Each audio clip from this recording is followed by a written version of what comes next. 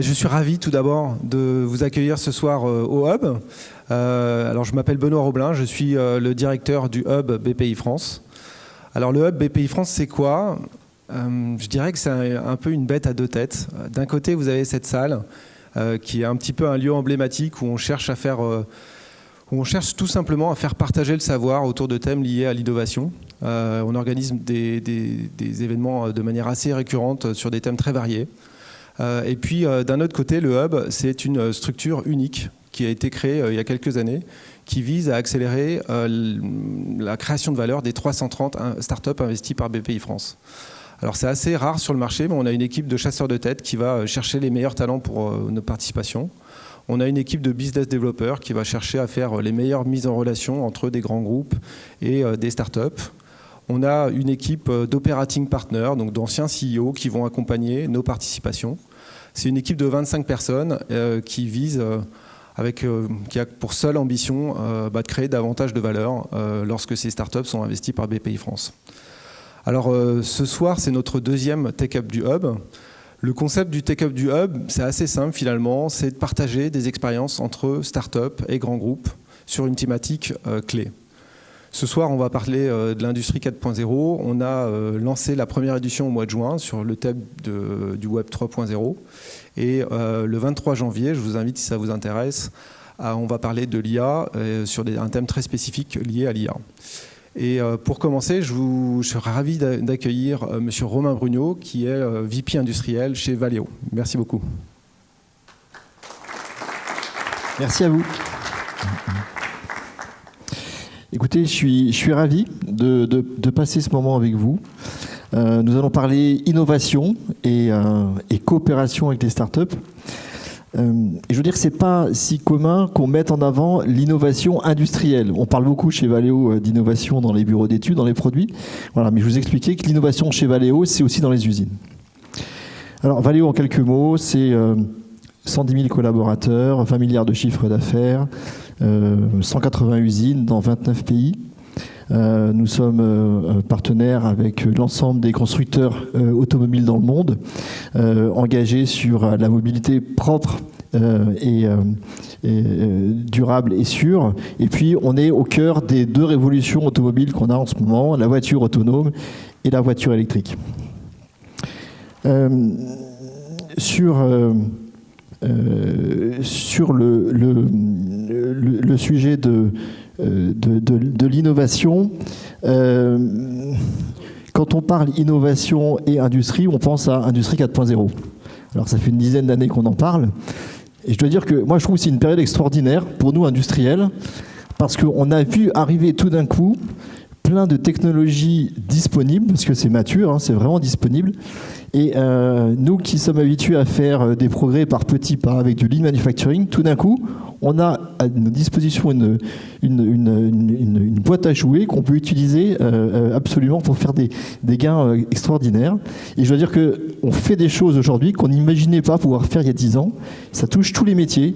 L'industrialisation, la production, la supply chain, la qualité, la maintenance, voilà. Tout ça vit une vraie révolution en ce moment. Alors, je pense que le mieux, c'est de parler de cas très concrets, c'est sans doute ce qui vous intéresse le plus. Et je vais vous citer quatre cas d'usage qu'on a chez Valeo. Alors, je dois dire qu'en termes de maturité, on est au stade où on a des expérimentations, des proof of concept, quand on dit. Alors, on en a un certain nombre maintenant. On n'est pas encore dans une phase massive de déploiement, mais je vais vous citer des cas d'exemple qui ont bien marché. Alors, le premier, assez classique, c'est la maintenance prédictive. C'est celui sur lequel on a sans doute démarré le plus tardivement, mais vous connaissez le principe, hein, on met des capteurs sur les éléments un peu sensibles des lignes de fabrication, et puis on essaie de détecter des anomalies, des signatures particulières pour prédire à l'avance quand va avoir lieu les pannes. Les résultats sont, je veux dire, encourageants. Pour l'instant, on a des expérimentations. Ils m'expliquent que sur 10 pannes, ils ont réussi à en éviter 2 grâce à la maintenance prédictive. Je suis assez confiant. Je pense que dans les mois qui viennent, ça prend toujours un peu de temps pour acquérir de la donnée. On va être capable d'améliorer ce score. Donc pour l'instant, nos résultats sont encourageant, on pourra faire mieux. On dit qu'on évite 20% des pannes grâce à cette technologie. Deuxième exemple d'application, c'est le suivi des énergies. Le suivi des énergies, en fait, on est très engagé chez Valeo dans la baisse du CO2, donc la baisse des consommations des lignes électriques. On a équipé certaines de nos lignes de capteurs qui, en temps réel, relèvent la consommation de nos lignes de fabrication. Et on vient comparer ces données de consommation avec les données de production qui sortent en temps réel. Et là, c'est intéressant parce que des fois, ça marche assez bien, la corrélation, mais on se rend compte que dans certains cas, on ne fabrique rien, on ne produit pas et on consomme beaucoup. Tout simplement parce qu'on s'est rendu compte que la manière dont on éteignait nos machines, on les mettait en mode pause, était très mauvaise. Et grâce à l'identification de ces anomalies, on a gagné jusqu'à 15% d'économie d'énergie en quelques mois dans une usine grâce à ces capteurs et grâce à ce suivi d'énergie. Troisième exemple, c'est celui où on essaye d'identifier les paramètres critiques qui génèrent, qui ont le plus d'impact sur les résultats qualité.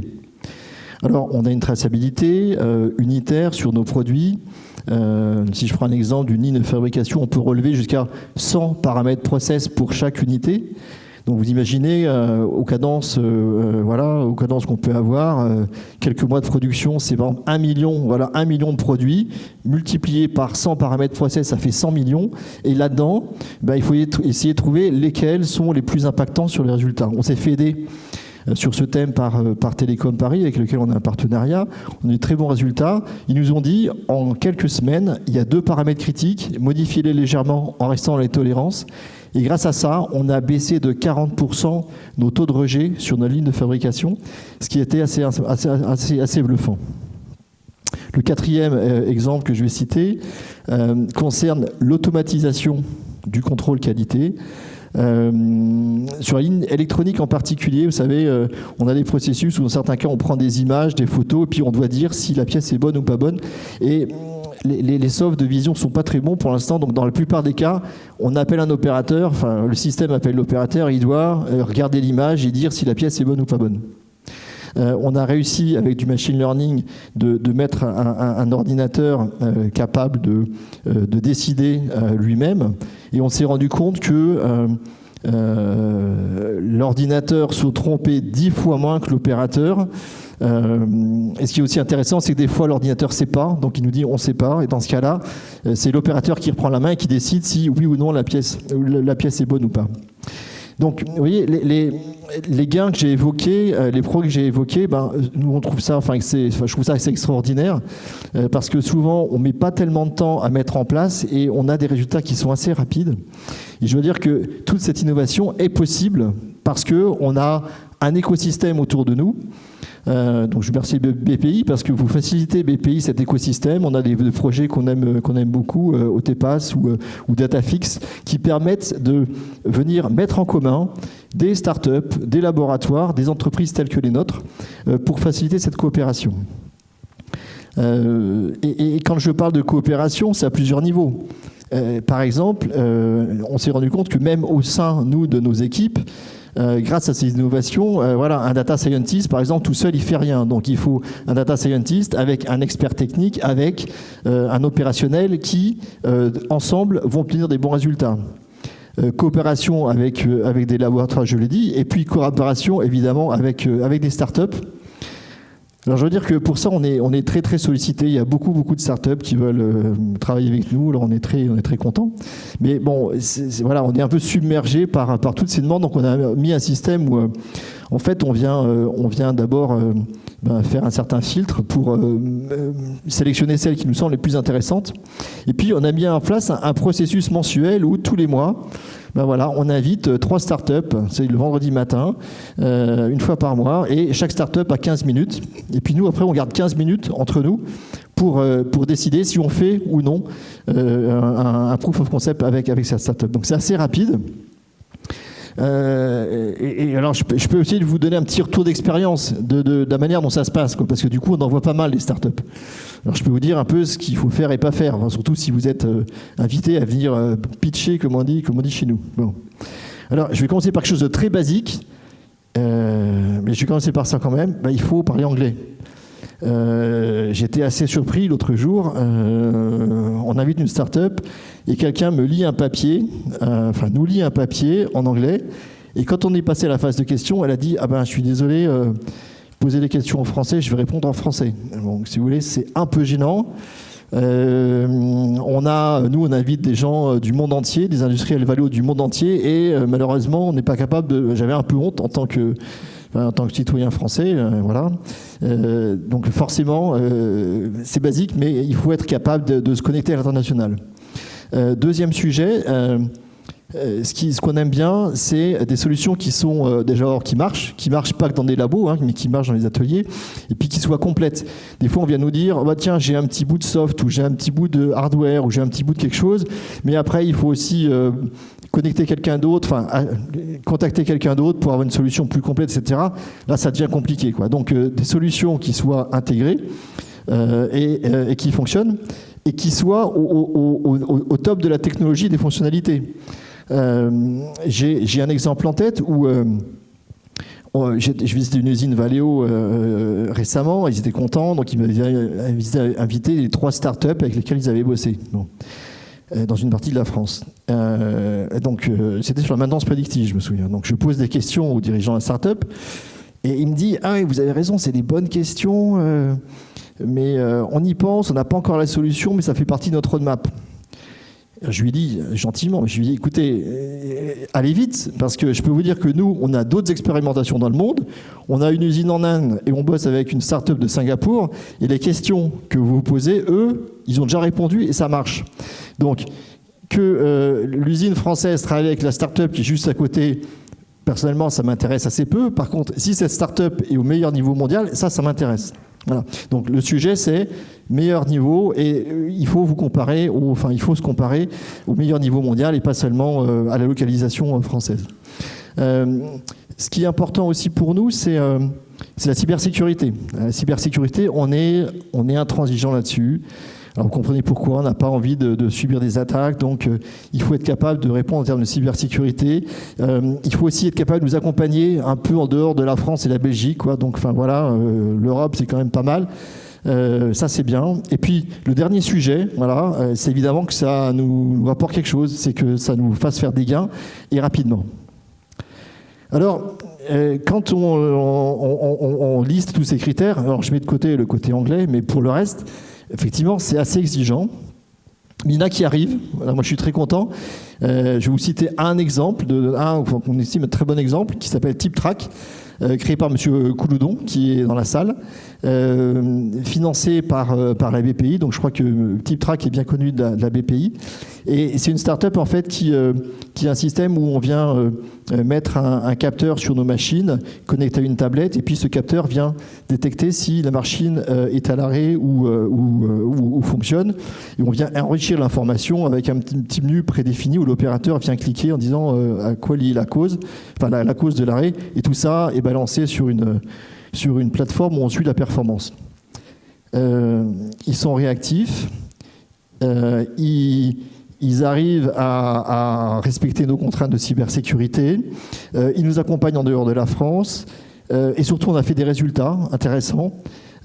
Juste pour vous citer, on a mis en place ces tablettes dans certaines de nos usines. Et je dois dire que ce n'est pas seulement la collaboration qui génère l'innovation. On a vu que c'était aussi l'innovation qui générait la coopération, parce que grâce à ces tablettes et à la qualité des informations recueillies, tout d'un coup dans notre usine, la maintenance a parlé avec la production qui a parlé avec l'équipe process, et ensemble ils ont réussi à mettre en place des vraies actions parce qu'ils avaient des vraies données plutôt que de passer leur temps à se renvoyer la balle. Donc c'est extrêmement intéressant, et grâce à ça, c'est assez surprenant, mais on avait fait plus 50% sur des vieilles machines de production qu'on n'aurait jamais pu imaginer si on n'avait pas eu la tablette. Voilà. Donc c'est pas la tablette qui fait les plus 50%, mais sans la tablette, on ne fait pas les actions et donc on ne fait pas les plus 50%. Voilà. Donc voilà un exemple de start-up qui marche bien avec nous. Pour terminer, 2 messages. Le premier, c'est que On est dans une phase, nous, un peu critique, parce qu'on doit passer de l'étape où des expérimentations sont réussies, on veut étendre ça à un périmètre beaucoup plus large. Je l'ai dit, on a 180 usines dans le monde, donc il faut vraiment s'armer d'une organisation béton pour être capable de déployer tout ça à l'échelle. Mais on est évidemment convaincu, au regard des résultats, que c'est vraiment l'orientation qu'il faut prendre pour améliorer notre compétitivité. Et l'autre message, c'est un appel. Il y a beaucoup de startups dans la salle, il y a beaucoup de fonds. Il y a quelques niches encore chez nous qui ne sont pas prises. Voilà, donc on a un besoin très particulier. Je vous ai dit tout à l'heure qu'on était très engagé sur la réduction de CO2 dans nos usines, mais on est aussi engagé, j'avoue depuis quelques temps, et moins longtemps, on lance un programme de réduction de la consommation d'eau dans nos usines. Et donc, pour baisser nos consommations d'eau, on a besoin d'un système avec des capteurs qu'on puisse mettre sur nos canalisations. Ces capteurs doivent nous renvoyer une information qu'on pourrait suivre sur une plateforme. Alors, évidemment, pas des capteurs destructifs. Ne me demandez pas de couper les tuyaux pour mettre les capteurs à l'intérieur. Donc, un truc quand même qui soit simple à utiliser. Donc, si jamais parmi vous, il y en a qui ont des solutions à nous proposer qui marchent, avec tous les critères que j'ai énoncés, pour suivre nos consommations d'eau sur les différentes canalisations de l'usine, ça nous intéresse. Écoutez, voilà, je crois qu'on a fini avec un peu d'avance. Je ne sais pas si on a quelques temps pour des questions. À votre disposition. En tout cas, voilà, je reste avec vous pour la durée de l'événement. Merci à vous.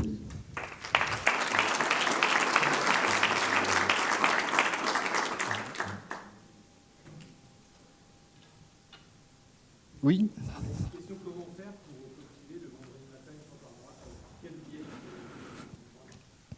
Alors, en théorie, on a un service qui est chez Valeo qui est dédié à ça, en fait, qui passe son temps à screener des startups. Donc peut-être qu'ils n'ont pas, ils ne vous ont pas pré-identifié. Le plus simple, là, vous m'envoyez un message sur LinkedIn et puis on verra. Je renverrai le nom de votre startup vers le fameux service qui fait le pré-filtre. OK ?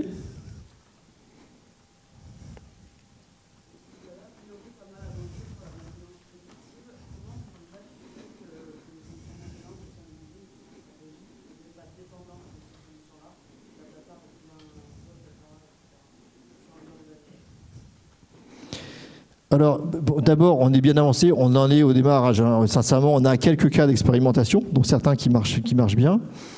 Ce que vous dites, vous avez quoi? La crainte, c'est quoi? C'est que la data disparaisse, en fait? C'est quoi? C'est...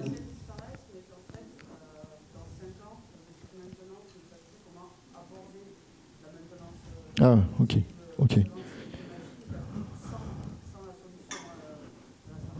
D'accord, je comprends. Bon, alors là, on en est loin, hein, sincèrement, voilà, mais c'est bien de voilà. Je pense que la réponse à ça, enfin, il y a une réponse à ça qui est que dans le domaine de la maintenance, moi, je suis convaincu que l'intelligence artificielle va nous aider beaucoup. D'abord, il faut reconnaître que nos maintenanciers ne sont pas forcément tous de très bon niveau et qu'on a des fois du mal aussi à les faire monter en compétences. Donc on est plutôt dans une phase où on est plutôt en train de les aider à dépanner qu'autre chose. Tout l'enjeu, à mon avis, avec l'intelligence artificielle, c'est de faire un mix entre, surtout l'intelligence artificielle générative qui arrive, entre tous les documents disponibles techniques des documentations machines, plus tous les rapports de maintenance qu'ont pu effectuer les gens qui ont dépanné avant, plus les rapports de maintenance préventive, et de mettre tout ça dans plutôt une sorte d'aide au dépannage pour aider les gens à s'accrocher. Pour l'instant, je ne peux pas dire que je suis très satisfait du niveau global qu'ont toutes nos équipes maintenant. Il y en a des très bonnes, il y en a aussi qui souffrent. Je suis plutôt dans une phase où on essaye de les aider à trouver plus facilement les pannes. En gros, je serais content d'avoir le problème que vous évoquez dans 5 ans, mais pour l'instant, je suis loin de l'avoir. On pourra continuer les questions dans un deuxième temps. Merci en tout cas pour votre intervention. Merci beaucoup. Je suis ravi d'accueillir Raphaël Didier et Julien David. Merci beaucoup.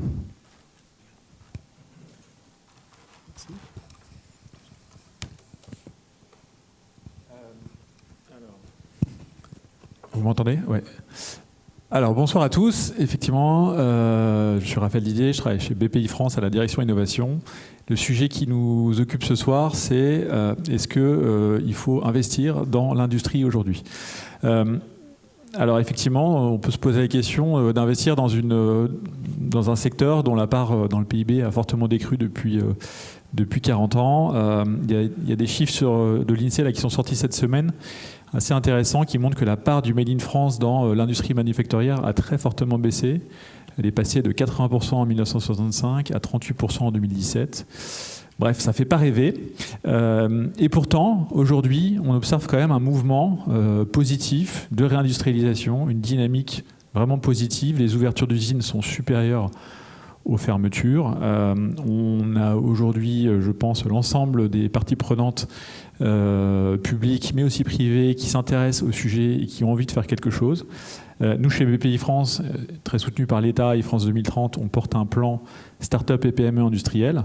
L'objectif, c'est de faire émerger des grandes cathédrales industrielles, comme par exemple ACC dans le Nord, et puis un certain nombre d'autres gigafactories. De soutenir les PME dans leur processus d'innovation pour qu'elles deviennent plus compétitives. Et puis aussi de faire émerger de nouveaux acteurs industriels qui seront les start-up, qui seront demain de nouveaux champions industriels, on espère, des entreprises qui seront soit des PME ETI, voire même des grands groupes industriels leaders dans leur secteur.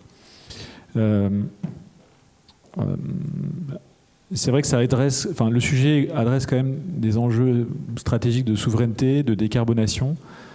On doit vraiment tous prendre en main ce défi, mettre en place ces solutions de financement, d'accompagnement nécessaires, et puis travailler ensemble pour faire ça. C'est le moment donc de passer la parole à Julien David, qui va nous expliquer ce que les investisseurs recherchent plus spécifiquement lorsqu'ils investissent dans des projets industriels. Merci Raphaël. Bonsoir, moi c'est Julien David, je suis donc investisseur chez Iris. Iris est une société de gestion, un fonds qui investit dans le venture tech de façon assez pan-européenne, basée en France et en Allemagne. On fait de l'early, donc des sociétés très jeunes, seed série A. On fait du growth, des sociétés plus grosses qui scale. Il y en a certaines d'entre vous dans la salle. On a la chance d'être investisseur dans Exotech, on a la chance d'être investisseur dans Braincube. Exotech, on a investi en early stage, dans une très grosse société. Braincube, mon associé Eric, présent ici, a investi un peu plus tard. Alors, j'aime bien la trame que propose Raphaël. Nous, les VC, on est très analytique, mais pas très intelligent. Donc, on opère par trucs évidents et trucs pas évidents. Nous, on prend en charge les trucs évidents. Et puis on laisse aux entrepreneurs les trucs pas évidents à transformer en se disant ah ouais, ils ont l'air bons, il faut faire ça, on va le faire avec eux. Truc évident, ce que disait Raphaël, choix des marchés. Alors nous, l'industriel, on le prend un peu différemment. Il y a une très bonne étude produite par Dealroom et Speed Invest, je crois, qui m'a été remontée par Emmanuel Mercier et par Sylvia dans l'équipe, qui dit des trucs très simples. Elle dit part de l'industriel dans le PIB mondial aujourd'hui, 25%, avec une petite croissance de 3%. Hein, c'est vrai, en ce moment, on produit de plus en plus de robots, on produit de plus en plus de choses. On se remet à construire, en fait. On parle de fusées, on parle de spatial, on parle de robotique, on reparle d'industriel.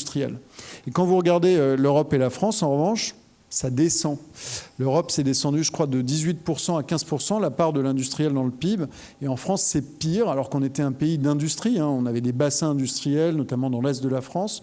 On est passé de 14% à 9%, effondrement de plus de 50%. Donc évidence numéro 1, l'industriel croît dans le monde, il va falloir fabriquer des choses. Et dans le bassin qui est le nôtre, on en fabrique moins. Donc on se dit, tiens, c'est intéressant. Et puis on regarde les sujets qui peuvent être intéressants. Alors évidemment, GenAI. Si vous dites GenAI, évidemment, moi je vais courir, je vais faire des très grosses valos, hein, comme tous les VC, disclaimer. Plus sérieusement, on pense que 80% de la rénovation industrielle va être portée par la GenAI, et donc je dirais de l'automatisation. J'ai trouvé la question sur la maintenance prédictive très intéressante. Nous, on pense autrement, on pense qu'il va falloir industrialiser les outils, la robotique, la logistique d'une part. Donc on pense que tout ce qui est objet connecté, tout ce qui est solution de transformation industrielle, Braincube, Exotech qui incarne à la fois la partie algorithmique, hein, c'est de l'intelligence artificielle, Exotech, et de la robotique, on pense qu'il y a beaucoup de choses à faire autour de ça. Et la question que vous posez sur la maintenance prédictive, elle est géniale parce qu'elle pose la question dans un monde d'intelligence artificielle du human in the loop, c'est-à-dire de la capacité humaine à opérer. Et au contraire, nous on pense que l'industrie 4.0 .0. C'était super, merci BrainCube, merci Exotech. C'est pas fini parce qu'il y a encore de super aventures et les sociétés sont maintenant presque matures. Mais l'innovation va porter plus sur ce qui est 5.0, c'est-à-dire ce qui est sur comment dans un monde où on apporte plus d'automatisation et de transformation, en fait, on va remettre une capacité humaine à monitorer ça. Pas parce que l'humain c'est bien, parce que l'humain c'est indispensable. Si vous cédez beaucoup de votre outil de production à de la robotique et donc vous retirez un terme qui a été longtemps à la mode et qui devrait toujours l'être, qui est la pénibilité du travail, en fait, vous devez le placer plutôt dans l'intelligence, dans la répartition des tâches. Donc en fait, preuve d'ailleurs que tout ce qui est transformation technologique et AI vient au contraire renforcer le rôle de l'humain et non vient créer un tas de licenciements, etc. Conclusion. Quelle est la grille de lecture d'un VC comme nous quand on investit dans une société dans l'industriel comme par exemple BrainCube ou Exotech? Elle est assez simple. D'abord, on procède d'évidence. Gros marché. Quand la première fois que j'ai rencontré Romain et Renaud d'Exotech, ils parlaient, ça avait l'air évidemment génial parce qu'ils sont assez brillants. Mais en même temps, je faisais mes petits calculs sur un coin de table avec mon ordinateur et je disais, oh là, la logistique et la robotique, c'est 13 milliards sur les 10 prochaines années. C'est gros, ça, c'est bien. Donc, première chose, on cherche des marchés qui sont gros et qui ont devant eux un potentiel de transformation énorme par la technologie. On cherche, seconde chose, des technologies qui nous paraissent assez corsées, assez solides pour constituer une brique indispensable dans le discours que des gens comme Valeo, qui sont notamment nos investisseurs par certains fonds, vont rechercher dans l'avenir de leur activité, ce que vous avez très bien décrit, Romain. Donc il nous faut des briques dont on dit elles ont l'air très bien développées. Ça, c'est notre métier quand même. On n'est pas complètement débile de repérer des belles stacks techno. Et chez Iris, on sait le faire. Hein. Il y a Exotech, Shift, BrainCube, tatati, tatata, pub. Et plus sérieusement, la troisième chose, une fois qu'on a repéré des industries, des technologies, outre les individus, je dis toujours l'équipe, c'est essentiel, évidemment ça l'est, mais dans l'industriel, il y a quand même un facteur en plus qui est le niveau de processing, le niveau d'intégration de la technologie. On n'est pas sur j'ai des problèmes de Airbnb, je ne sais pas trouver des hôtels, tiens, je vais faire une société sur des canapés partageables. On est dans un domaine qui est quand même très structuré, comme Romain l'a décrit, qui a déjà des process. Donc si vous venez, comme disait une personne qui m'a mentoré, avec qui je devais dîner ce soir, mais il y a le Covid, il me disait, vous savez, si vous inventez des nouvelles bagnoles, c'est super, Julien David, mais si vous devez changer le code de la route pour les conduire, c'est mal barré. Dans l'industriel, ça s'applique parfaitement. Si vous inventez des technologies disruptives, on a pris plein d'exemples jusque-là, il faut quand même regarder la notice de la façon dont des gens comme Valeo, des gens comme Renault, des grands industriels opèrent pour venir vous insérer dans une brique et avoir un truc qui est assez important dans la vie des startups, des clients. Alors nous, chez BPI France, on a à peu près la même approche. On a beaucoup de fonds qui interviennent. Le fonds SPI, doté de plus de 1,8 milliard d'euros, qui est focalisé sur la création de nouvelles usines. Le fonds BPI France Amorçage Industriel, qu'on a lancé récemment, doté de 50 millions d'euros, qui est plus sur de l'amorçage industriel, les premières unités de production pour des plus petites entreprises. Le fonds Ecotech, bien entendu, sur les technologies vertes, Large Venture, Digital Venture. Enfin, tous nos fonds, en fait, peuvent investir dans des outils industriels, dans des entreprises qui développent et qui adressent ce marché-là. Ça représente plus de 300 millions d'euros par an depuis qu'on compte, donc depuis en 2022, le lancement du plan, ce qui est assez conséquent. Il y a quand même deux spécificités que je voudrais citer. La première, c'est qu'on investit toujours en co-investissement, bien entendu, avec d'autres investisseurs qu'il faut convaincre avec nous. Et puis, on n'a pas vocation à faire tous les deals de la place. Donc voilà, on doit être sélectif. Juste les très très très bons. Les meilleurs, bien entendu, mais voilà, on a une empreinte qui ne doit pas dépasser 10% du capital risque global, et en fait ça s'applique à chaque secteur. Peut-être qu'on va être un peu plus volontariste dans l'industrie, mais on va pas être présent sur tous les deals. En fait, l'outil systémique qui va aider et qui va développer et qui va aider à faire émerger de plus en plus de projets industriels, c'est le fonds de fonds. Et donc au sein du fonds de fonds, il y a un véhicule qui a été créé, qui est le Fonds national de venture industrielle, et dont l'objectif est de faire émerger de nouvelles équipes d'investissement qui vont regarder avec bienveillance ces thèses industrielles que les fonds plus traditionnels ou plus anciens, qui s'intéressaient un peu plus au digital, avaient plus de mal à regarder. Donc voilà, on a vraiment un fort intérêt stratégique. Il y a un gros focus sur cette dimension industrielle chez BPI France, en investissement direct et en investissement direct. Et je vais laisser Julien David terminer en ouvrant sur le rôle de l'écosystème pour faire réussir ces projets. L'écosystème, il est là ce soir. Hein.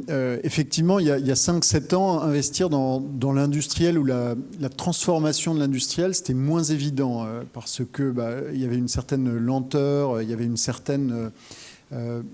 c'était pas une lenteur de l'industrie, mais c'était une lenteur des process, du savoir-faire. Moi, je comparais toujours le temps de mise à jour d'un OS de téléphone, qui se fait à peu près toutes les semaines en agile, le temps de mise à jour de la gamme de la dernière Renault, qui se fait un peu plus long. Ce qu'on a constaté quand même, d'une part, c'est un premier soutien qui est culturel. C'est-à-dire qu'aujourd'hui, il y a une vraie matrice de formation des méthodologies industrielles et de savoir-faire dans les écoles, qui toutes ont des branches d'entrepreneuriat, d'innovation, qui a tendance à aligner de plus en plus les méthodologies de développement industriel à des méthodologies de développement technologique, ce qu'on appelle l'agile, le sprint. Donc le premier environnement, il est académique. Et nous, on va chercher beaucoup de startups en sortie d'académique, des sociétés comme Inbolt, sortie d'XHEC Entrepreneur, avec qui je discutais récemment. Il y en a tout un paquet, je pense à celle-là, mais ce n'est pas pour la mettre en avant et disqualifier les autres. Il y en a beaucoup. La deuxième chose dans le tissu, c'est encore une fois le discours de Romain. Je pense que sur les 10 dernières années, un facteur incroyable qu'on avait apparaître et dont on espère être acteur chez Iris, c'est l'acculturation du monde corporate à l'innovation et aux startups. Alors nous, on a parmi nos partenaires, outre Valeo, on a aussi Bridgestone, Orange et Publicis qui ont joué un rôle important. Pourquoi l'ont-ils fait ? Ils ont investi dans des fonds que nous déployons parce qu'ils voulaient faire partie de cette transformation et ils voulaient apprendre de cette transformation. Aujourd'hui, on est à l'étape suivante et je pense que le discours de Romain l'illustre très bien. Ils sont à l'étape où ils veulent eux-mêmes développer leur roadmap, non plus d'innovation, mais leur roadmap de demain, avec des structures. Donc pour ça, vous avez des écosystèmes comme le Hub, vous avez des écosystèmes comme les écoles qui se font financer des chaires, je sais pas, vous avez parlé de télécom, de Polytechnique, des ponts, et des écoles de commerce qui viennent chercher des projets aussi d'analyse et de développement. Donc vous commencez à avoir un tissu où les rencontres se font, mais je pense que le tissu le plus important, ce sont les corporates.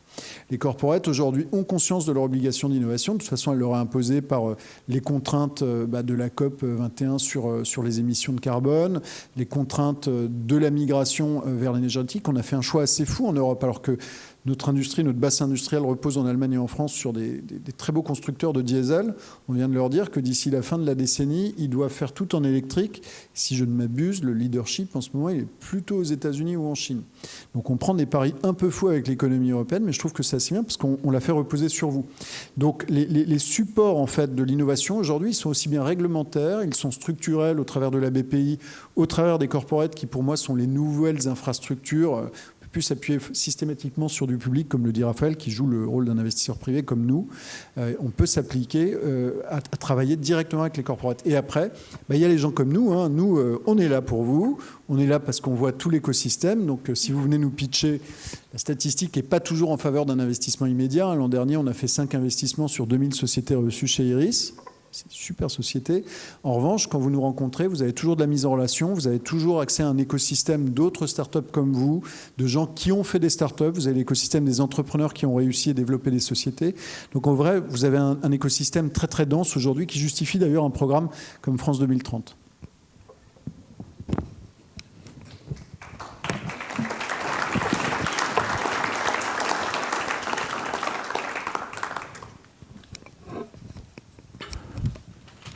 Bonsoir, Jean Allot-Lorrain, je suis investisseur chez BPI France dans le fonds d'amorçage industriel. Ce soir, nous vous recevons dans le hub de BPI France, qui est une structure d'accompagnement qui a notamment vocation à accompagner les participations de BPI France pour trouver des débouchés chez les grands donneurs d'ordre. Et donc pour parler d'industrie 4.0, on a voulu donner la parole à des startups du monde industriel pour qu'elles puissent témoigner et qu'elles puissent nous éclairer sur la façon dont elles travaillent avec des grands groupes tous les jours. Alors je vais leur demander de me rejoindre. Nous avons quelques micros et Julien David qui nous rejoint aussi. Je vous en prie, installez-vous.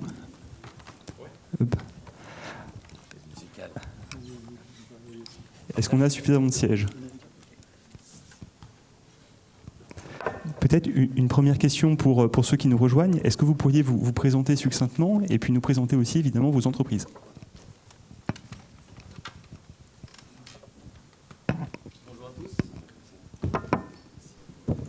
Bonjour à tous, c'est mieux. Donc, moi, je m'appelle Marc-Henri Frouin, je suis ingénieur et fondateur du coup de Nirio. J'ai la chance d'avoir pu ramener avec moi le robot qu'on commercialise, qu'on fabrique chez nous à Lille.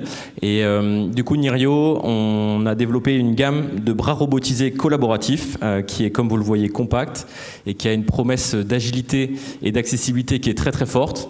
Et donc effectivement, l'introduction aussi et le pitch de Julien David rebondit aussi beaucoup chez nous parce que l'industrie 5.0, c'est un vrai sujet. L'idée, c'est d'avoir une technologie qui peut être prise en main beaucoup par les opérateurs, par les techniciens aussi. On y croit beaucoup, d'avoir une innovation qui est aussi portée par le cœur industriel. Et donc, pour faire rapide, donc on est une quarantaine de collaborateurs et on a la chance d'avoir closé un tour de série A de 10 millions d'euros avec la participation aussi de BPI. Bonjour à tous, je suis Sylvain Rubat de BrainCube, donc CTO et CFO de BrainCube, je suis un des fondateurs. Alors BrainCube, c'est l'éditeur d'une plateforme dédiée à l'industrie 4.0 qui permet de gérer le cycle de vie de la donnée industrielle. En fait, on va venir extraire l'ensemble des données produites par les machines et on va venir valoriser cette donnée en faisant principalement deux choses, c'est-à-dire en organisant ces données de manière à fabriquer l'ADN de chaque produit fabriqué. Un produit, c'est fabriqué en plein d'étapes de fabrication. On vient recueillir les données à chacune de ces étapes, on vient les assembler par produit, avec le résultat également qui est obtenu, la performance de chaque produit, le résultat qualité, la consommation d'énergie qu'il a fallu pour fabriquer chacun de ces produits. Et quand on a cet ADN en fait qui caractérise chaque produit, derrière on met à disposition des algorithmes d'intelligence artificielle qui permettent à partir de ces données de trouver quels sont les meilleurs paramètres de réglage des machines afin d'améliorer la productivité des processus industriels, de réduire les défauts, de réduire les consommations de matière, d'additifs et d'énergie d'une manière générale. Alors BrainCube aujourd'hui c'est un peu moins de 250 personnes. On est basé à Issoire en Auvergne avec des sites aux États-Unis et au Brésil. Bonsoir, je suis Yann Leca, le CFO d'Exotech. Exotech, c'est plus tout à fait une start-up, c'est une grosse scale-up. On a été fondé il y a 8 ans maintenant par 2 ingénieurs français. Très rapidement, on s'est implanté à Lille, donc la région Nord est très représentée ce soir. Forte croissance, notre métier, c'est la conception et la commercialisation de solutions robotiques pour les entrepôts des grandes marques dans le monde, des grandes entreprises. Nos clients, c'est Carrefour, Uniqlo, Leclerc, Decathlon, Dollar General, et donc des entreprises du retail, du e-commerce, mais aussi de l'industrie automobile, l'industrie du luxe, la pharmacie, etc. Nos solutions, elles apportent beaucoup à nos clients, une amélioration de la densité de leur stockage, donc réduction des surfaces, une amélioration de la productivité de leurs entrepôts. Et puis, Julien David en parlait tout à l'heure, elle vient réduire la pénibilité du travail. Et ça, c'est très important parce qu'un humain dans un entrepôt, pour du picking, c'est 15 km par jour. Dans des racks qui sont très hauts, ça peut être dangereux, c'est extrêmement pénible. Et il y a de moins en moins de gens qui veulent faire ça. Et les robots le font très bien. Et en plus, se mettent rarement en grève. Donc notre travail est à la croisée de l'industrie et de la tech, du hardware et du software. Donc c'est assez intéressant pour nous d'être ici ce soir. Quelques chiffres. Donc on va être 900 personnes. Moi je suis arrivé l'année dernière comme CFO. On était 570. Donc on croît assez vite. On a fait l'année dernière un peu plus de 150 millions d'euros de chiffre d'affaires. On va faire cette année 80% de croissance par rapport à ce chiffre. On a été la première licorne industrielle française et on a fait une série D en janvier 2022, donc il y a bientôt 2 ans. On a levé à peu près 300 millions d'euros. Voilà quelques mots au sujet de Exotech. Bonjour, Julien David. Merci. Pour une première question, j'écoutais la keynote de Romain Brugnot, et effectivement, dans un grand groupe industriel, dans une ETI, il y a un département de la R&D.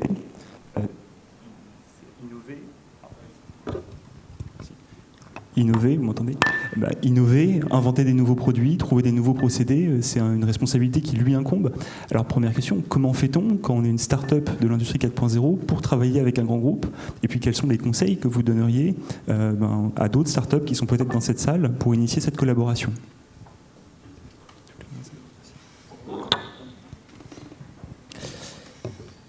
Alors effectivement, il y a plusieurs moyens, mais en tout cas nous, le pari qu'on a fait, c'est effectivement sortir une première technologie assez vite pour avoir vraiment quelque chose aussi à montrer et à vendre.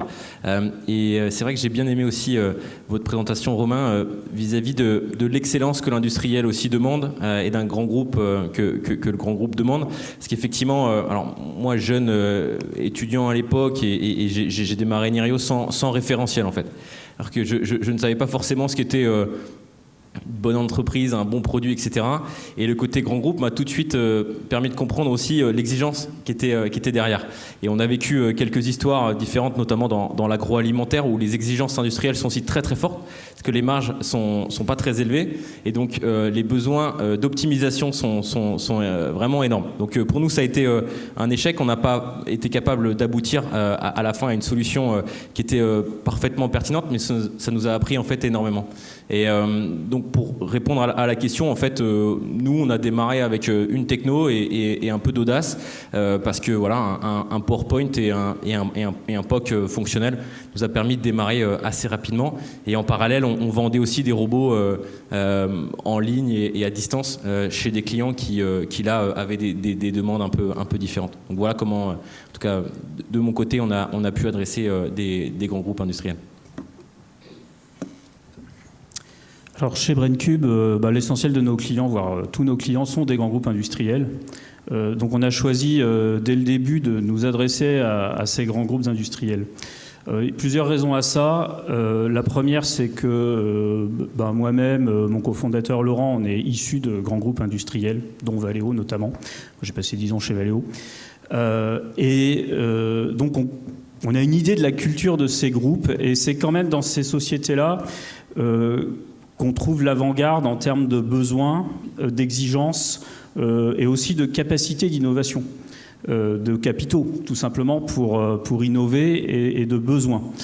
Donc je pense que pour avoir du succès dans ces projets en relation avec les grands groupes, la première chose, c'est d'identifier de bons use cases avec les clients industriels. Et quand on dit bon use case, ça veut dire notamment identifier clairement ce qui peut produire un retour sur investissement, mesurable, quantifiable. Et à partir de là, effectivement, on va profiter de l'agilité de la start-up qui doit apporter de l'innovation, des briques technologiques et de la vitesse pour permettre de déployer ça chez les industriels. Naturellement, beaucoup de communication pour fermer la boucle et enregistrer les retours d'expérience des industriels de manière à garder un alignement sur les objectifs pour que ce soit un succès à la fois pour la start-up et pour l'industriel. Et c'est quelque chose qu'on fait depuis 15 ans maintenant et qu'on continue de faire avec pas forcément tous nos clients, mais en tout cas un certain nombre de nos clients, et notamment les plus grands, qui sont vraiment des partenaires de développement, qui fournissent des idées, qui font état de leurs besoins, et on sait les écouter et saisir ces besoins pour continuer à faire progresser notre plateforme. Alors moi je suis CFO et pas CFO et CTO, ce qui est très impressionnant d'ailleurs. Mais peut-être quelques éléments complémentaires. D'abord, je pense que quand on est une start-up, le grand groupe industriel, c'est un peu intimidant, et l'identification de qui décide et comment on va travailler ensemble est super importante. Donc nous, on s'attache à identifier à l'intérieur des grands groupes industriels les gens qui vont, la bonne équipe qui va se connecter avec nous, à qui on va pouvoir démontrer nos savoir-faire, démontrer le retour sur investissement, démontrer qu'en cybersécurité, on a des choses à apporter, démontrer notre compliance, etc., etc. Et c'est pas toujours simple, et il n'y a pas de baguette magique, parce que les groupes sont différents en fonction de leurs industries, de leur culture, des pays dans lesquels on travaille. Vous n'abordez pas Uniqlo au Japon et Dollar General aux États-Unis de la même façon. Donc, et une start-up, ça travaille en commando. Et donc, il faut retrouver en fait le commando en face avec qui on va créer de la valeur, on va innover ensemble, parce que finalement, tout ça, c'est des aventures humaines. Et si on n'identifie rien, que si ça reste un truc mou et mal identifié, on ne sait pas qui décide, ça avance pas. Bon, alors c'est plus facile pour moi maintenant. Tous les gens qui travaillent à ma gauche, moi je peux faire une synthèse en mode non mais alors de quoi on investit ? Trois. Donc on peut créer des règles simples hein, dans les sociétés de hub industriels comme les vôtres. Règle numéro 1, il faut très tôt trouver des use cases. Donc partir sur une idée c'est sympa, mais nous ce qu'on valorise par exemple chez Iris, ce sont des idées qui très vite se concrétisent par une collaboration ou qui viennent d'ailleurs souvent d'une collaboration industrielle. Vous étiez chez un industriel, vous avez constaté un besoin que vous pouvez traiter et accélérer par la tech. Vous avez réussi à l'externaliser et à en faire en même temps une relation avec un ou deux premiers prospects, partenaires, clients, POC. C'est toujours le même terme. Règle numéro 2, donc ça s'insère bien dans un process, vous avez eu le temps et vous avez eu la chance de tomber sur un partenaire, un industriel qui a consacré de la ressource parce qu'il croit que l'innovation que vous apportez, donc le savoir-faire que vous avez, va lui faire gagner du temps et donc vous avez pu vraiment faire converger le use case avec ce corporate. Et troisième case, alors on est en France, il faut toujours faire des citations, un peu comme au bac. Comme dit le Joker dans Dark Knight, when you're good at something, never do it for free. Cette notion que comme c'est innovant et qu'on est une start-up, on va le faire gratos, il y a une erreur dans le raisonnement. Comme c'est innovant et que vous êtes une start-up, on va le faire payant. Et le client paye et vous pouvez créer une première grille de pricing. Et regardez, monsieur l'investisseur, je suis allé chez cet autre client qui a trouvé que c'était génial ce que je faisais avec ce premier corporate et qui est prêt à payer aussi. Alors là, félicitations, vous venez de vous ouvrir un chèque chez un VC. En matière d'industrie 4.0, on entend quand même souvent dire que les sites de production en France sont moins matures que ceux qu'on peut imaginer en Corée, à Singapour, en Suède, aux États-Unis, sur la digitalisation, sur la robotisation. Est-ce que, de votre fenêtre, c'est quelque chose que vous voyez ? Et puis, comment est-ce que vous contribuez, comme start-up, à aider vos clients à monter en maturité, voire à gagner en avance ? Et j'aimerais bien avoir une réaction de Romain Brugnot aussi là-dessus après.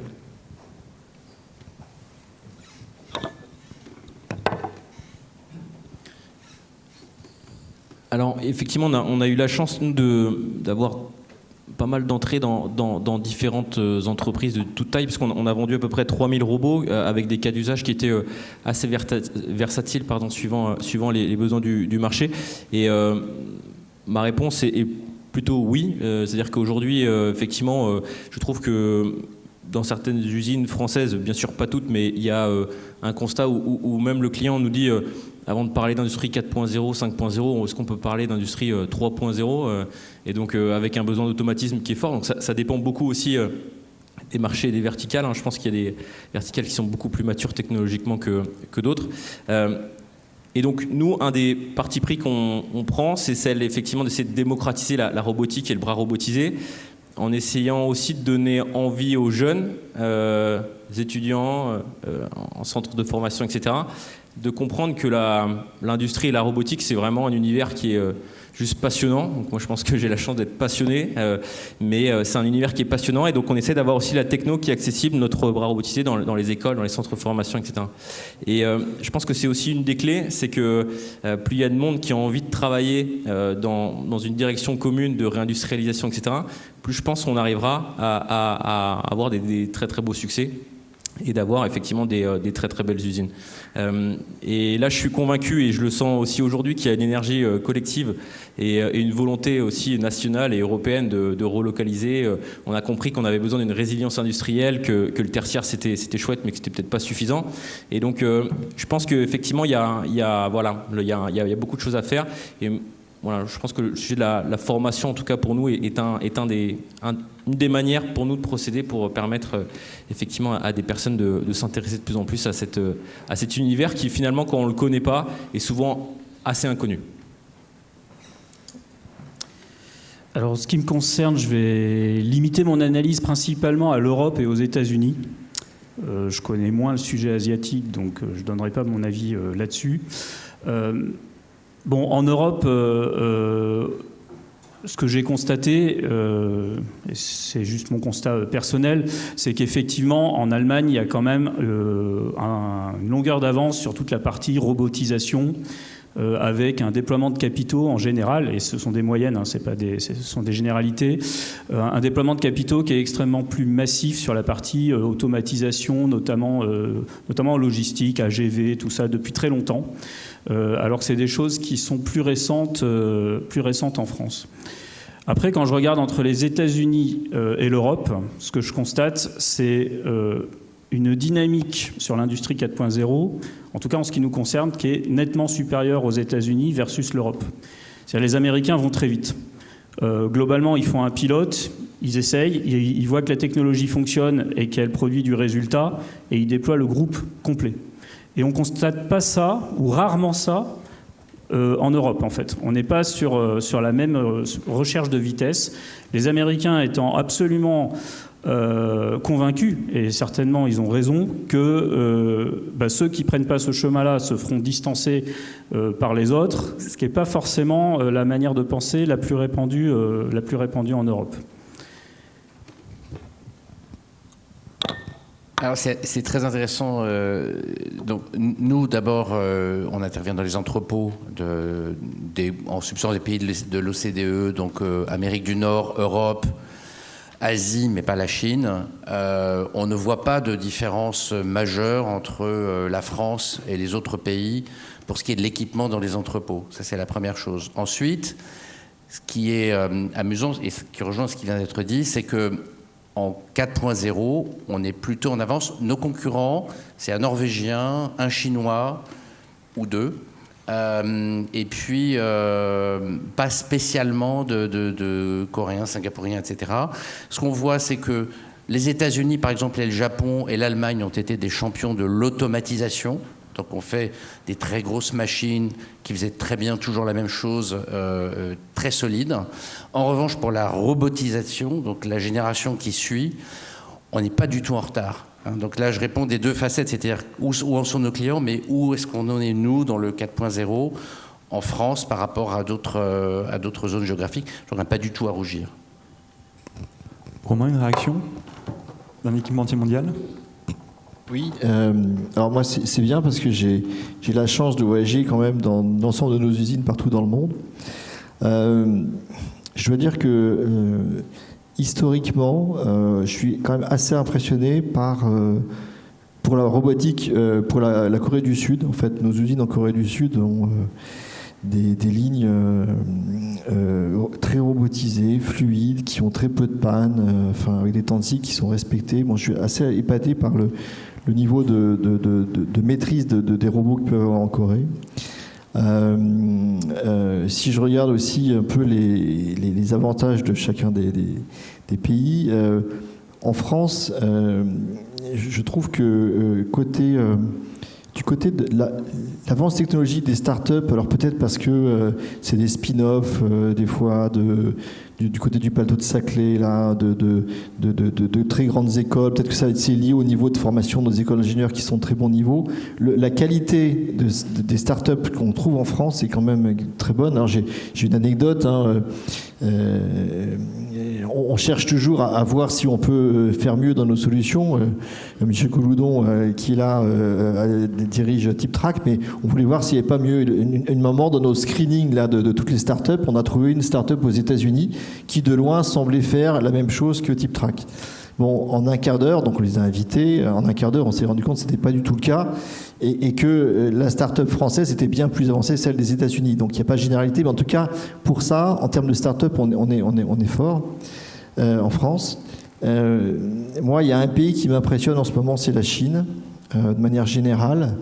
Vous avez parlé de la vitesse tout à l'heure. Je pense que là, si je dois prendre une image automobile, en France, on est en première ou en seconde, mais eux, ils sont en fond de 5e ou plus même. Et ça va extrêmement vite. Pour ceux qui ont pu voyager en Chine récemment, après le Covid, on a tous pu y retourner. C'est impressionnant les progrès qu'ils ont pu faire sur leurs véhicules, sur leur technologie. Ils ont une envie, ils ont une énergie, ils bossent énormément, et je pense qu'ils vont beaucoup plus vite que nous. Et je ne suis pas sûr que dans nos usines en France, les gens aient compris qu'il fallait vraiment se réveiller, parce que, vous savez, on a... des fois, on est un peu, on est quand même bon, on est quand même fort, on est quand même des Français, etc. Mais ils ne se rendent pas compte qu'en fait, ailleurs, ils sont aussi très bons, ils vont beaucoup plus vite, et on a intérêt à se réveiller, quoi, côté usine en France. Merci. Et l'Inde, j'entends au premier rang. Peut-être en quelques mots, pour tenir notre timing, vous avez commencé à y répondre, Marc-Henri. Quand, comme start-up, on travaille avec un groupe industriel, qu'est-ce qu'on gagne en plus du carnet de commandes? Donc, vous disiez, par exemple, tout de suite, ça met la barre très haut en termes de qualité et d'exigence. Oui, effectivement, si je développe un peu dans cette direction-là, les contraintes, en fait, sont juste ce qu'il y a de mieux en fait dans la concurrence mondiale. Le grand groupe va tout de suite regarder en fait effectivement les technologies qui existent à côté de lui, mais aussi à l'échelle de la planète. Donc en fait il faut être les meilleurs, et donc du coup il faut trouver l'énergie et trouver les astuces pour être capable d'être les meilleurs sans forcément avoir les investissements qu'un autre concurrent peut avoir. Et je pense que c'est dans ces moments aussi de demande d'excellence que les nouvelles idées apparaissent. Et c'est quelque chose qui, effectivement, nous, par le biais de chemins essais-erreurs, en fait, nous amène énormément au sein des équipes, parce qu'en fait, le chemin qui pouvait être tout à fait naturel n'était peut-être pas le mieux, et c'est grâce à ces échanges, qu'on a toujours aujourd'hui avec des industriels dans différents secteurs d'activité qui ont chacun leurs contraintes qui sont très très fortes, qu'aujourd'hui, j'ai ramené un robot Nirio, mais qui est en fait bardé de technologie, bardé d'astuces aussi industrielles pour avoir un robot qui est facile à assembler, qui est pas trop cher à assembler. On en parlait juste avant aussi, la partie moteur paraît presque anecdotique, mais en fait il y a des vraies astuces à trouver pour avoir un ensemble qui est pas trop cher à la fin du développement. Et donc je pense que la contrainte, en fait, elle est assez énorme en robotique, parce qu'elle n'est pas que R&D, elle est aussi industrialisation derrière. Et donc, en fait, quand on réfléchit les deux ensemble, on peut trouver des façons, en fait, de se démarquer vis-à-vis de la concurrence de manière assez importante. Donc voilà ce que je pense, ce que nous apportaient encore une fois les échanges avec les grands groupes qu'on a pu avoir de notre côté. Alors je pense que ce qu'on gagne à travailler avec des grands groupes, c'est d'abord un accès à un marché global, qui est un extraordinaire accélérateur pour une start-up qui veut conquérir le monde en fait. Parce que c'est clair que si on bosse avec la PME du coin, on a moins de chances de conquérir le monde. Le deuxième effet, c'est un effet d'échelle, c'est un effet d'économie d'échelle. Comme j'ai dit tout à l'heure, c'est très important que les solutions apportent du retour sur investissement. Et il est clair qu'apporter un retour dans une entreprise, dans une usine qui fait 200-300 millions d'euros de chiffre d'affaires, en fait, c'est plus simple que dans une société qui fait 1 ou 2 millions, tout simplement parce que en déployant les mêmes technologies, le retour est nettement supérieur. Évidemment, il y a tout l'apport méthodologique. Les grandes entreprises viennent avec un corpus méthodologique et il y a énormément de choses à apprendre. Et enfin, ce sont des références qui sont les conséquences de ces autres points. Le fait de travailler avec une grande entreprise, c'est aussi inspirant pour une autre grande entreprise qui peut être concurrente ou similaire ou dans un domaine analogue. Ce sont d'excellentes références, en fait, qui peuvent servir de référence dans le monde entier. Pour certains, quand on a des grands noms, ça marche sur la planète entière. Donc il y a énormément d'atouts supplémentaires à travailler avec des grands groupes.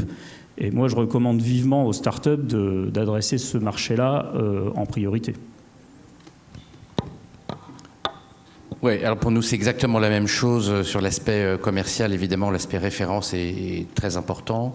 On cherche également ce qui est, sinon du chiffre d'affaires récurrent, du chiffre d'affaires reoccurring, puisque une fois qu'on a fait un site pour un grand groupe, s'il en a 50, eh ben, il y a les 49 suivants qui suivent, si ça a bien fonctionné. Alors peut-être la moitié, parce que les grands groupes ont aussi des politiques de gestion du risque, ils ne mettent pas toujours tous leurs œufs dans le même panier, mais c'est quand même extrêmement important pour nous de travailler avec des grands groupes. C'est aussi, et je pense que Romain en a donné un exemple brillant, une fenêtre sur le monde.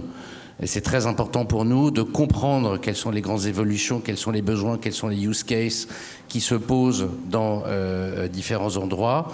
Ça nous aide beaucoup et c'est aussi une école d'humilité puisque quand on nous dit que ce qu'on vient apporter comme innovation, il y a une petite start-up de Singapour qui a déjà résolu tous les problèmes. Et ça peut toujours arriver dans certains compartiments de choses qu'on apporte. Ça, on rentre à la maison et puis on se remet au boulot et on travaille beaucoup pour... donc ça nous pousse vers le haut, ou ça nous tire vers le haut, comme on voudra. Donc je pense que ça, c'est très important aussi. Plutôt que de répéter ce qui a été dit, je vais rajouter une petite mention, mais qui est toujours un sujet de board quand vous êtes des sociétés jeunes, un logo.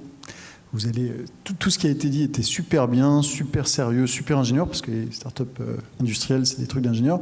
Sauf qu'après, donc vous allez négocier un contrat, et puis vous allez l'implémenter, ils vont râler, il va y avoir plein d'histoires.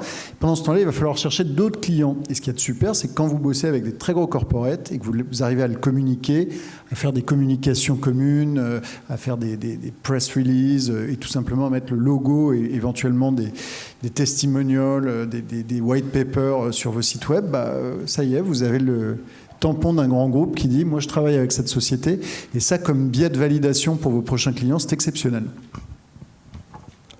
Pour conclure, avant de prendre les questions de l'assistance, est-ce que vous pourriez nous partager votre plus belle réussite ou votre plus belle fierté dans un travail que vous avez fait avec un grand groupe ?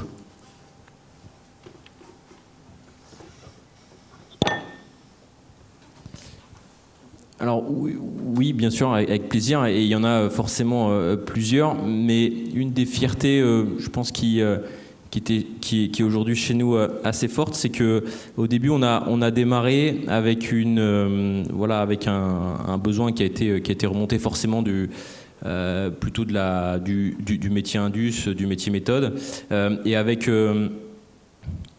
les opérateurs, les techniciens qui étaient pas forcément pour amener une technologie robotique parce que tout de suite ça peut faire peur, etc. Et en fait, en embarquant tout le monde, on a réussi à la fin à avoir vraiment un projet qui était abouti, qui a été déployé, sur lequel tout le monde était ultra fier, de l'opérateur aux responsables de site, etc. Et quand on arrive à avoir des équipes entières qui travaillent ensemble dans des objectifs communs, etc., avec un produit Nirio, forcément pour nous c'est extrêmement valorisant. Petite start-up qui arrive effectivement à donner de l'énergie à une équipe dans un grand groupe. Donc voilà un des exemples qui est effectivement assez fort. Et en l'occurrence là c'était dans le domaine pharma. Alors la chose qui me rend particulièrement fier, c'est... alors il y en a plusieurs exemples, mais c'est les déploiements dans des groupes complets, et notamment lorsque la solution elle est déployée dans la totalité des usines d'un groupe industriel, parce que c'est un vrai signe de reconnaissance, et puis ça montre que la solution apporte vraiment de la valeur. Et en particulier, c'est particulièrement vrai quand on fait ça aux États-Unis ou à l'étranger, où on ne joue pas à domicile. Ce qui est notre cas, nos 6 plus grands clients qui sont entièrement déployés ou en grande partie déployés, il y en a 4 américains et deux autres qui sont étrangers. Plusieurs chez nous aussi, peut-être un intéressant et amusant, c'est lorsqu'on a vendu et déployé un site d'Uniqlo, Fast Retailing Uniqlo au Japon. D'abord parce que vendre des robots des Japonais, c'est vendre de la glace aux Esquimaux, donc on était assez contents. Et puis ensuite, ça s'est fait en plein Covid. Donc l'acte de vente, le contrat a été signé juste avant la période du deuxième trimestre 2020 où c'est tombé de partout. Et en fait, on a envoyé une équipe au Japon qui est restée au Japon. Et le déploiement s'est fait dans des temps records. 6-7 mois, on cherche encore à atteindre la performance de vitesse de déploiement qu'on a atteinte à cette époque-là. Il y a une raison à ça, c'est que d'abord, les gens n'avaient pas grand-chose d'autre à faire. Et puis, cet esprit commando a été renforcé encore par les circonstances incroyables qu'on a tous vécues et que nos équipes ont vécu là-bas en même temps que les équipes d'Uniqlo. Et ça a créé d'ailleurs une relation très particulière avec ce groupe. On a la chance de travailler avec des corporates qui sont nos investisseurs. J'ai donné leur nom. Et dans chacune des sociétés dans lesquelles on a investi, on a pu toujours trouver un angle où l'une d'entre elles pouvait intervenir. On a investi dans Virtuo, qui est une très belle société de location de véhicules totalement digitale que je vous recommande d'utiliser pour les week-ends. Et avec Bridgestone, on a pu les équiper en pneus. On a pu regarder différents sujets d'industrialisation, notamment BrainCube avec Valeo. Donc il y a toujours une énorme valeur quand nous on investit à cristalliser de la collaboration avec ces grands groupes. Écoutez, un grand merci pour vos témoignages ce soir et donc je me tourne vers l'assistance pour une première série de questions.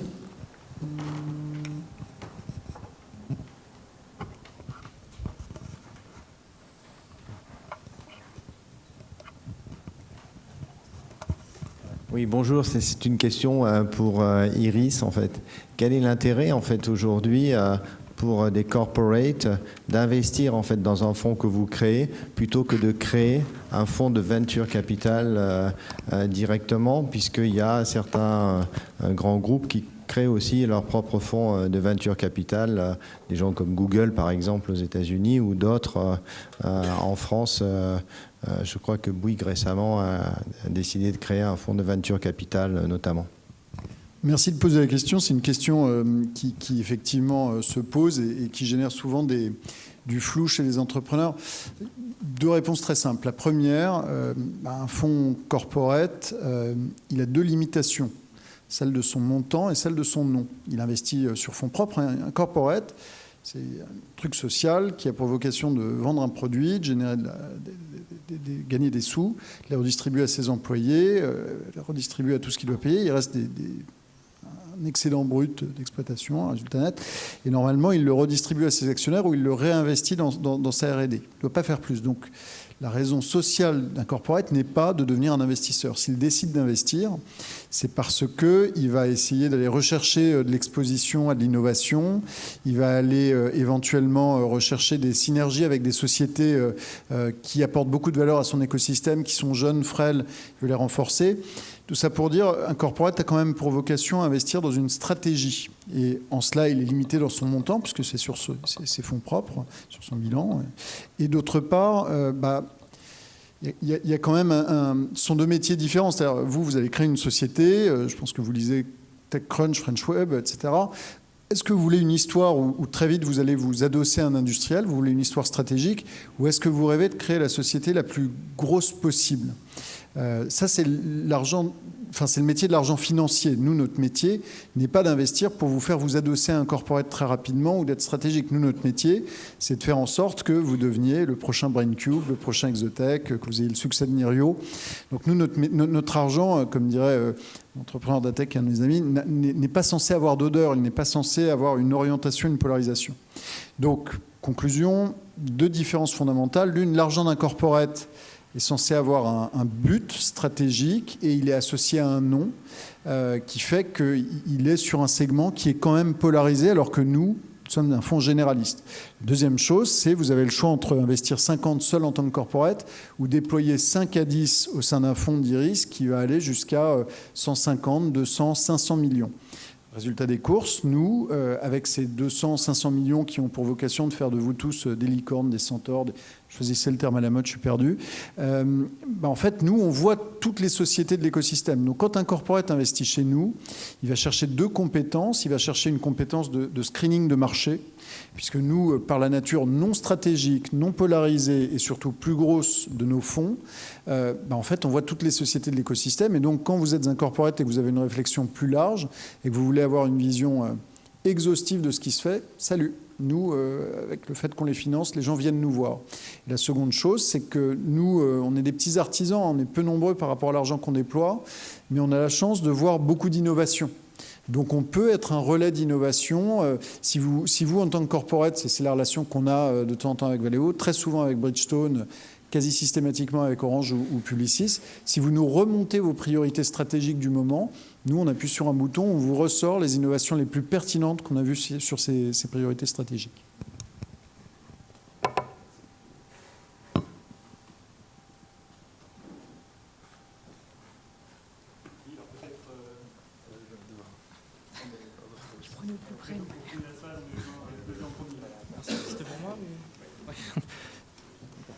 Une question, enfin à tous les quatre, mais séparés, j'ai envie de dire d'abord aux trois opérationnels dans les sociétés.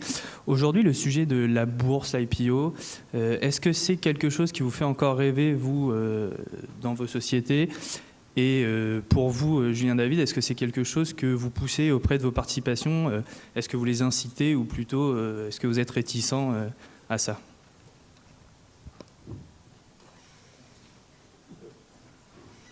Je vais, je pense, répondre relativement vite parce qu'on est une boîte un peu en avance de phase par rapport à mes deux collègues à droite. Et donc, forcément, c'est une sortie possible et c'est une sortie qui est, je pense, assez incroyable. Je pense que c'est pas la seule non plus, voilà, en l'occurrence. Mais je pense que par contre, ça se réfléchit dès le début, et c'est des sujets effectivement assez importants parce que je pense que derrière les choix de financement, etc., ne sont pas les mêmes. Et donc voilà, je pense que c'est pas forcément la solution, c'est une solution, et en l'occurrence, si c'est celle-là que vous targetez quand vous démarrez, je pense que c'est important de l'avoir bien en tête pour être capable après de construire ce qu'on appelle l'equity story, la plus belle aussi, pour être capable voilà, de maximiser un peu le parcours. Moi, ce que je peux dire en quelques mots. Bon, je pense que tout est dit. Hein. C'est pas une fin en soi, et pour nous, c'est pas maintenant en tout cas. Pour l'instant, on veut encore faire beaucoup de croissance. Je suis pas convaincu que ce soit le bon support pour faire ça, mais peut-être plus tard. L'IPO, c'est quelque chose c'est un sujet qui est souvent abordé avec nous parce qu'on est un petit peu plus grand. La première chose, c'est que c'est pas une finalité. En fait, l'IPO, c'est la ligne de départ, c'est pas la ligne d'arrivée. Donc, il faut en faire une si on sait pourquoi on l'a fait et si on sait ce qu'on va faire avec l'argent.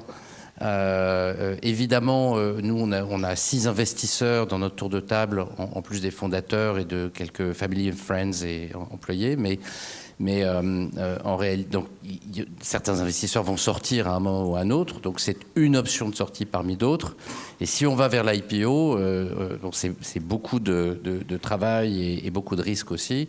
Pour avoir un vrai reward, il faut avoir l'histoire des 5 à 10 ans qui suivent et vraiment comprendre pourquoi on le fait. Je fais attention à ce que je dis, c'est une conversation que j'ai eue avec mon associé Eric cet après-midi, donc si je veux pouvoir travailler demain. La question est super intéressante parce qu'elle appartient à la mythologie entrepreneuriale. Et je trouve que les réponses contiennent déjà la réponse. D'abord, il y a 2 questions dans la question. Il y a notre velléité propre, donc je reviendrai plus tard là-dessus. Une IPO, comme l'ont dit chacun des intervenants, c'est une solution de liquidité parmi d'autres. Vous allez créer une jeune société, vous allez croître. Le business dans lequel on est dans cette salle, si on discute, c'est quand même celui de l'hypercroissance. Si vous êtes sur une croissance profitable, c'est un autre métier. Vous venez chercher en fait une transformation technologique tellement forte que vous avez besoin de beaucoup investir dedans et de creuser vos finances pour aller à une étape où vous dites mais demain ça va être exceptionnel. Ce qu'ont fait chacune des sociétés à leur stade autour de la table, et on peut en témoigner pour 2 d'entre elles, avec des profils d'ailleurs assez différents entre l'une et l'autre. Et donc au fur et à mesure que vous allez maturer, vous allez devenir une plus grosse société. Dans certains cas, votre horizon de maturité est tel que des corporates vont vous dire, ou des stratégiques comme on dit dans le métier, vont vous dire en fait cette brique elle est géniale, mais elle a beaucoup de sens en fait au sein des différentes offres que je propose à mes clients aujourd'hui. Viens, je te rachète. Et vous allez avoir une réflexion, parce que vous êtes responsable d'une société, qui est de dire quel est le meilleur horizon pour ma société, de continuer tout seul, de risquer de stagner ou de m'adosser à ce groupe, où en fait ma solution prend du sens, où j'assure l'avenir de ce produit et d'ailleurs aussi de mes employés, de mes actionnaires, etc. Ou alors, dans certains cas, vous allez continuer à croître plus vite que chacun de vos partenaires ou potentiels acquéreurs. Dans le cas, par exemple, d'Exotech, aujourd'hui, votre seul comparable immédiat et concurrent direct, c'est une société comme AutoStore qui s'est introduite en bourse il y a 2 ans. Qui peut vous racheter ? Pour chacun des acteurs du marché, vous êtes plus un concurrent disrupteur qu'un truc qu'on va ajouter à la roadmap. Voilà, pour le moment, il n'y a personne qui peut se pointer et dire demain, vous m'intéressez. Et donc, voilà, vous êtes une solution qui a vocation, si elle continue à croître comme croît Exotech aujourd'hui, à potentiellement faire une IPO demain. Mais vous pouvez aussi faire un LBO, des acteurs de private equity qui vont vous dire moi, je peux apporter beaucoup d'argent, restructurer votre cap table, aider le management à réinvestir dans la société. Parce qu'en fait, le type de croissance m'intéresse beaucoup en tant qu'investisseur privé. Deuxième point, il y a une différence fondamentale entre IPO et rester avec des gens comme nous en minoritaire ou en majoritaire, ce qu'on appelle le LBO, c'est la rigueur de la communication financière. Et là-dessus, il faudra repasser la communication à mon voisin, qui est très modeste, mais qui oublie de vous mentionner qu'avant de rejoindre Exotech, il a conduit une IPO qui est celle d'OVH. Et les exigences associées au reporting financier, une fois que vous êtes sur un marché public, finalement, tu es chez Exotech aujourd'hui, c'est bien le privé, non ? Et nous, en tant qu'investisseurs, nous, notre intérêt, le premier, c'est quand même de servir nos investisseurs à nous. Donc, nous, on adore ce métier parce qu'on adore l'innovation et les très grosses sociétés, mais on est là pour sécuriser des très beaux multiples pour nos investisseurs à qui on a promis que, parce qu'ils investissaient dans l'innovation, ils feraient des multiples incroyables plutôt que des petits multiples dans les fonds de LBO, etc. Donc, nous, on a quand même vocation à un moment ou à un autre, d'abord à sécuriser l'argent de nos investisseurs, à sécuriser l'avenir de la société. Les deux propositions sont équivalentes. Il n'y en a pas un qui prévaut sur l'autre, sauf dans des cas justement de difficulté où là, les intérêts divergent. Mais quand une société va bien, nous, ce qui nous intéresse, c'est le parcours le plus sain et l'acquéreur le plus pertinent pour l'avenir de la société qui maximisera la valeur de la société. Donc nous, aujourd'hui, en tous les cas, pour les investisseurs européens, peut-être que le débat est un peu différent aux États-Unis, quoique il n'y a plus d'IPO depuis 2 ans. Il y a eu 3 tentatives là, dont une est plutôt successful, les 2 autres sont bien en dessous de leur prix d'introduction. Donc nous, en Europe, aujourd'hui, quand même, statistiquement, ce sont des acquisitions par du private equity ou par des stratégiques qui permettent aux sociétés de se pérenniser sur le très long terme. On commence à voir des IPO, on en a quelques-unes aux États-Unis, nous on en a accompagné avec Talend, il y a eu Criteo aussi, pas financé, il y en aura plus, mais voilà. Donc il n'y a pas un idéal de l'IPO versus le reste, ce sont des chemins différents de société. Vous avez le 1. Merci beaucoup. Merci pour ces interventions vraiment, vraiment intéressantes. Moi, j'avais une réflexion, parce qu'il y a une phrase qui a fait le tilt chez moi. Je comprends bien l'intérêt de plutôt bosser avec des grands groupes pour justement pouvoir faire beaucoup de ventes et faire du volume et grandir. Mais il y a une phrase qui m'a interrogé, c'est plutôt que bosser avec la PME du coin. Aujourd'hui, en France, il y a quand même un tissu de PME industrielle hyper varié, avec des besoins en matière d'industrie 4.0 très important. Le problème, c'est qu'il y a à côté un manque d'acculturation, je pense, des dirigeants de ces PME sur ces sujets-là parfois. Est-ce que vous avez quand même essayé de bosser parfois avec des PME industrielles ? Quelles sont les difficultés peut-être qu'il y a peut-être pour intégrer des briques technologiques pour moderniser leur outil industriel ? Et est-ce que pour vous, ça a un intérêt quand même d'aborder cet écosystème qui est quand même assez riche en France, quand on voit que si on prend un peu de la vue globale, on va dire sur la réindustrialisation, l'enjeu d'avoir un tissu d'entreprises intermédiaires assez forte et robuste pour développer l'écosystème industriel en France, c'est quand même assez important. C'est plutôt ce qui s'est passé en Allemagne avec un Mittelstand plutôt fort, au-delà des gros industriels qu'on connaît bien. Je vais peut-être répondre. Déjà, quand j'ai répondu ça, c'est une stratégie de low-hanging fruit, en fait. On prend déjà les fruits les plus accessibles et ce qui permet de se développer le plus rapidement. Parce que, comme vous l'avez dit, en moyenne, il y a quand même une maturité qui est moins forte dans les PME. Il peut évidemment y avoir des exceptions. Mais en moyenne, elle est moins forte. Et si la maturité est moins forte et qu'il faut convaincre en fait ces entreprises d'adopter des solutions d'industrie 4.0 qui est encore sur un marché qui est en maturation, c'est pas un marché qui est mature, donc il faut aller vendre ces solutions, il faut convaincre que ça va apporter un ROI et ainsi de suite. En fait, si en face il n'y a pas un gros ROI, le problème c'est que le coût de la fonction commerciale il devient gigantesque et donc ça marche pas. Ou alors, on peut peut-être être dans certains cas, et c'est peut-être dans certains business models qui fonctionnent, où on est proche du B2C, en fait. Mais je ne connais pas ces use cases, mais il y en a peut-être. Hein. Merci. Nous, nos solutions s'adressent plutôt à des ETI et au-dessus, donc la problématique de la petite PME du coin n'est pas tout à fait pertinente pour nous. Mais on a bien sûr des clients qui sont des ETI en France ou ailleurs. D'ailleurs, on en a aux États-Unis, en Allemagne ou dans d'autres, en Angleterre, etc. Pour nous, ce qui est vraiment important, c'est la capacité à reproduire de façon rentable un modèle. Donc c'est évident que le grand groupe qui a 20, 50 ou 100 entrepôts est plus intéressant pour nous, mais on ne dénaigne pas le TI. On a deux go-to-market en fait. Les grands groupes, on va les traiter nous en direct. Et en revanche, les ETI, on va utiliser ce qui est comme dans le software, dans les ERP, on va utiliser un intégrateur. C'est l'intégrateur qui va s'occuper du déploiement. Donc voilà comment on aborde en fait les PME.